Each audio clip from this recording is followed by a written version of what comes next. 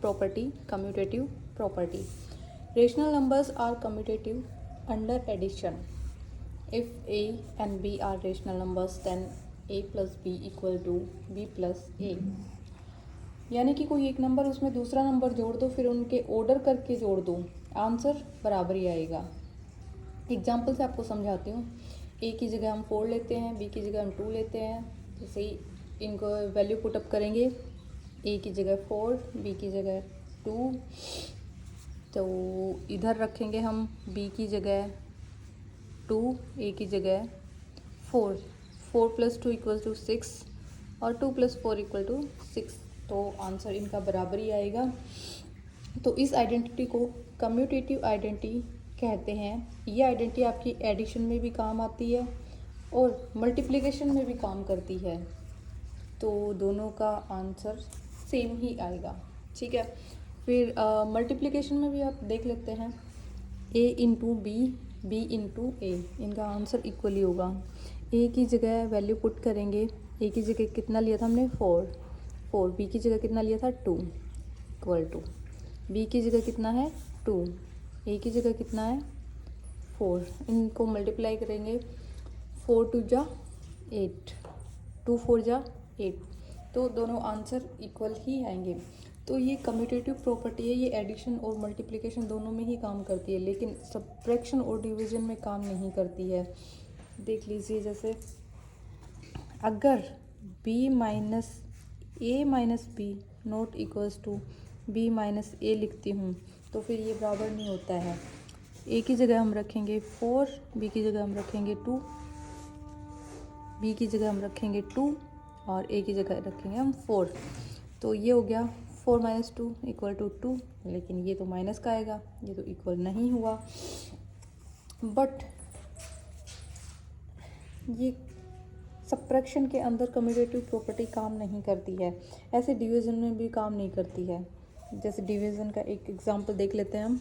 a / b not equals to b / a. तो a की जगह रखेंगे हम 4 / 2, b कितना है 2 / 4. तो इसका आंसर आ गया 2, इसका आ गया 0.5. तो ये इक्वल नहीं होंगे. ओके. और ये सब्ट्रैक्शन और डिवीजन में काम नहीं करती है.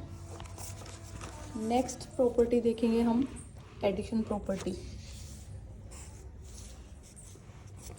देखिए क्या लिखा हुआ है बॉक्सेस में. यहाँ प्रॉपर्टी लिखी है a + b into b + a equal to a + b + c. Okay. a b c कोई 3 नंबर हैं. इन नंबर को आप इस तरह लिखेंगे ना, तो आंसर आपका बराबर आएगा. आंसर तो आपका बराबर आएगा. मैं आपको एक एग्जांपल से बता देती हूँ. लेट्स सपोज a की जगह रख लेते हैं हम 2, b की जगह रख लेते हैं हम 4, c की जगह रख लेते हैं हम 6. ठीक है. इनकी वैल्यू पुटअप करेंगे. a की जगह रखेंगे हम 2 प्लस ब्रैकेट में b की जगह रखेंगे हम 4, c की जगह रखेंगे हम 6. ओके. तो इधर इनको ऐसे एसोसिएटिव प्रॉपर्टी बोलते हैं इसे.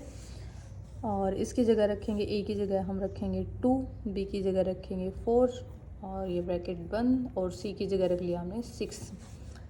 इसको ऐसे रखो. 4 + 6 कितने हो गए 10 इक्वल टू 2 + 4 कितना हो गया 6, 6 + 6 10 + 2 12, 6 + 6 12. तो ये बराबर हो गए. आपका इसका आंसर आ गया है. इस प्रॉपर्टी की एसोसिएटिव प्रॉपर्टी बोलते हैं. आगे पीछे भी लिखा हो सकता है, ऐसा नहीं है कि a + b + c ही हो.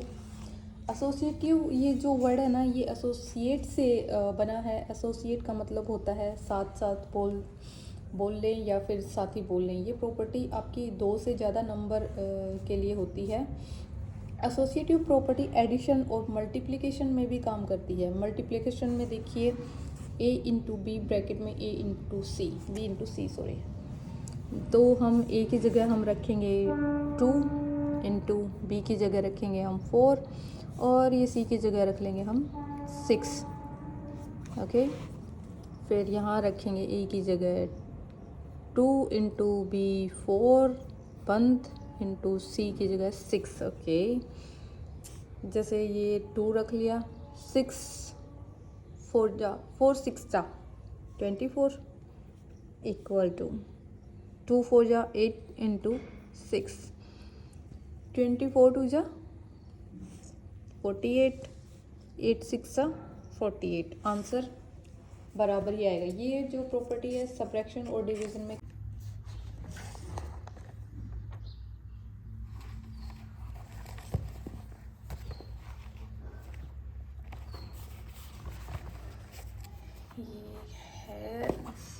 ये है आपकी 6th last property, distributive property. Distributive word आया है डिस्ट्रीब्यूट से।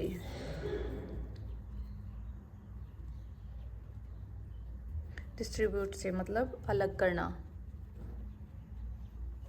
Okay. A plus A into B plus C equal to A B plus A C. यहाँ पर बांट दिया है, अभी ए इंटू में एक नंबर है बी प्लस सी। ए की जगह रख लेंगे हम 6 और बी की जगह 4, सी की जगह 1।